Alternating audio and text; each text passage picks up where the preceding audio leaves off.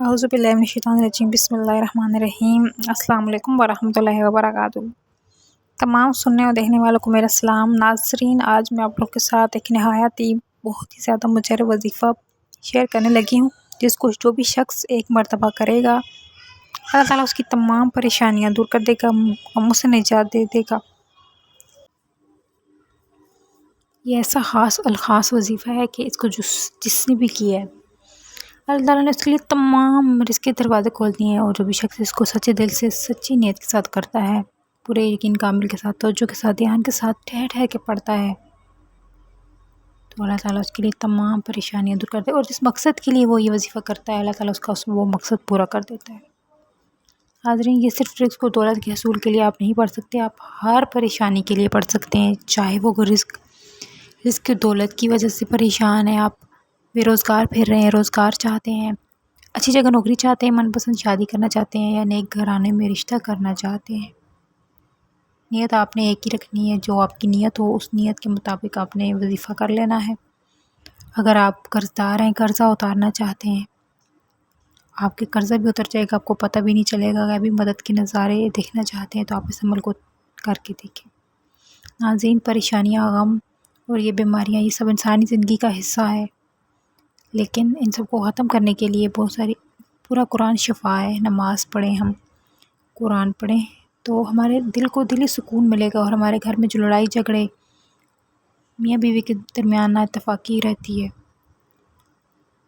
نا اتفاقی محبت میں بدل جائے گی، اور گھریلو سکون ہو جائے گا، گھر میں لڑائی جھگڑے ختم ہو جائیں گے۔ اولاد اگر نافرمان ہے تو وہ بھی فرمانبردار ہو جائے گی۔ اس عمل کو لازمی آپ کسی بھی مقصد کے لیے کر سکتے ہیں، لیکن مقصد جائز ہونا چاہیے۔ سب سے پہلے تو آپ نے 5 وقت کی نماز کی پابندی کرنی ہے، اور کثرت سے استغفر اللہ پڑھنا ہے۔ یہ نہیں کہ آپ وظیفہ کر رہے ہیں، بہت سارے وظائف اس لیے بھی قبول نہیں ہوتے کہ ہم نماز تو بالکل بھی نہیں پڑھ رہے ہوتے، 5 وقت کی نماز پڑھتے نہیں ہیں، اور نہ ہی استغفر اللہ پڑھتے ہیں، توبہ کرتے ہیں اور وظیفے شروع کر دیتے ہیں کرنا۔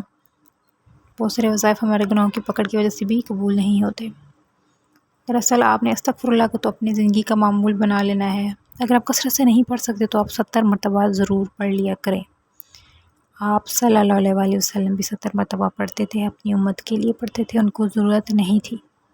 بے شک استغفر اللہ پڑھنے کے بعد آپ نے اپنے سچے دل سے توبہ کرنی ہے، اپنے گناہوں کی صغیرہ کبیرہ گناہ معاف ہو جاتے ہیں، ہماری روح بالکل پاک ہو جاتی ہے جو بھی شخص کثرت سے استغفر اللہ پڑھتا ہے۔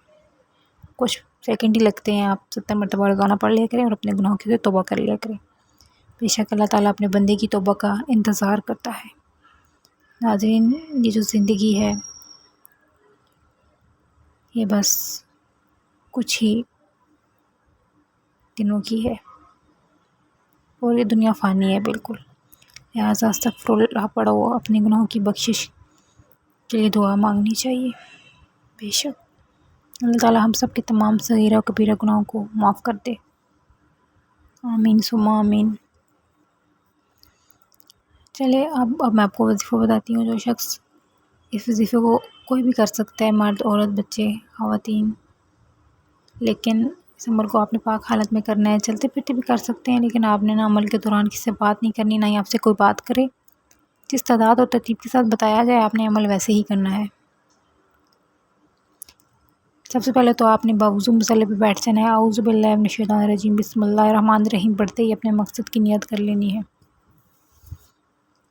نیت کرتے ساتھ ہی آپ نے سب سے پہلے جو پڑھنا ہے وہ ہے درود ابراہیمی۔ درود ابراہیمی پڑھ لینا ہے آپ نے کوئی سا بھی، لیکن آپ یہاں اگر درود ابراہیمی پڑھ لیں تو سب سے بہترین رہے گا، کیونکہ سب سے زیادہ فضیلت والا، برکت والا درود یہی ہے۔ جو بھی شخص ایک مرتبہ درود شریف پڑھتا ہے حضور پاک صلی اللہ علیہ وسلم کی ذات پر، اللہ تعالیٰ اس کے 10 گناہ معاف کر دیتا ہے، 10 درجات بلند کر دیتا ہے اس کے، اور 10 نیکیاں لکھ دیتا ہے، 10 گناہ معاف کر دیتا ہے، 10 رحمتیں نازل کر دیتا ہے۔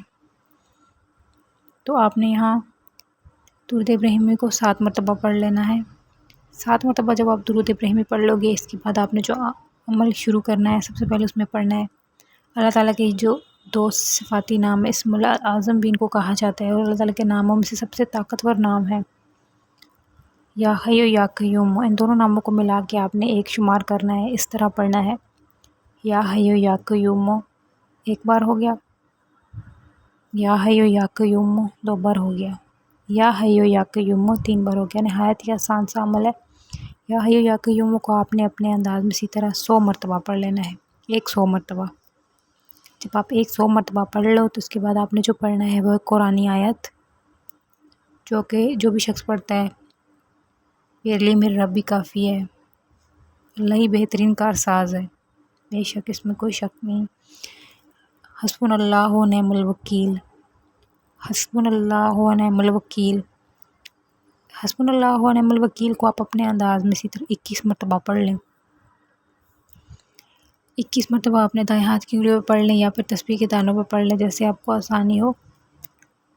جب آپ یہ پڑھ لیں تو آخر میں آپ نے سورہ کوثر کو پڑھ لینا ہے، قرآن کی سب سے مختصر سورت انا اعطیناک الکوثر، اس کو آپ نے 7 مرتبہ پڑھ لینا ہے، اپنے دائیں ہاتھ کی انگلیوں پہ پڑھ لیں۔ جب آپ سورہ کوثر پڑھ لیں تو آخر میں آپ نے پھر وہی درود جو شروع میں پڑھا تھا پڑھ لینا ہے، اور دعا کے لیے ہاتھ اٹھانے ہیں۔ جس مقصد کی آپ کی نیت کی تھی اس مقصد کے لیے دعا کرنی ہے، عاجزی انکساری کے ساتھ اور بیکاری بن کے۔ اللہ تعالیٰ آپ کو اس مقصد میں کامیاب کرے جس مقصد کی نیت کی تھی آپ نے، اور اللہ تعالیٰ میرا سنانا اور آپ کا سننا ہی اپنے بارگاہ میں قبول فرما لے۔ اللہ تعالیٰ ہم تمام مسلمانوں کو دنیا اور آخرت میں کامیاب کرے، آمین ثم آمین۔